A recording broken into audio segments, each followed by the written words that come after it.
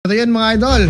Amoy ka dati si Manglad nga cruise ship iti Paway han Curimaw. Wow, Paway. Curimaw Ilocos Norte mga idol. Na ano sa dino dati inamagasot a cruise ship passengers. At lang na Star Navigator. Ayan iti nabara napasangbay. Iti syudad Tilawag nagpapandan sabi kada iti mall mga idol. Nagito.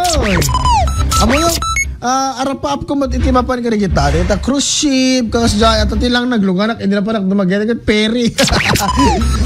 So adadagayam na nasug na 2,000 na gito. Oh, okay. Sa bali na taman tisyo na Tilawag. So I think alternate da. Okay, at yung report ni Idol Glenn Batuyong. IFM News. IFM News. Lokal. Agarop 600 na pasahero ti cruise ship manipod iti MV Star Navigator tinabara na pasangbay iti syudad Tilawag. Kalpasan ti sasangpetda idi na palabas. Iti panangidaulo ti Northwestern University sa Guday, tamboreros ken cultural dancers, kinablaawan dagiti turista iti nabiyag a musika ken tradisyonal a sala anang ipakita tinabaknang a kultura ken arte ti Ilocos Norte. Dagusan nalukoy ken naragsakan dagiti bisita iti siserekda iti dakkelamol iti Lawag. Nagturungda ken gimatangda kadagiti lokal a produkto kabayatan iti sasangbayda. Adu tinagatang kadagiti na duma-duma pagkatangan ti uneg ti mall. An nakaitampukan dagiti naimas nga makan ken aramid ni Ilocano a produkto amang ipagpanakkel iti rehyon.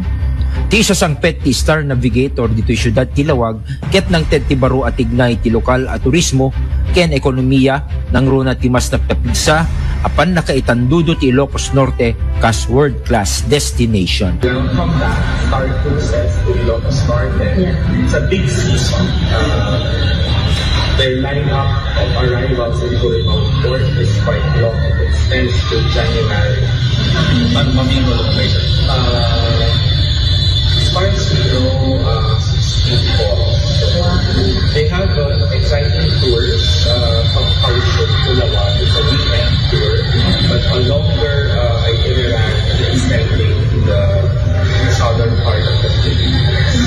So, with the help of course, Travel Ilocania, is their insurance partner in Ilocos Norte.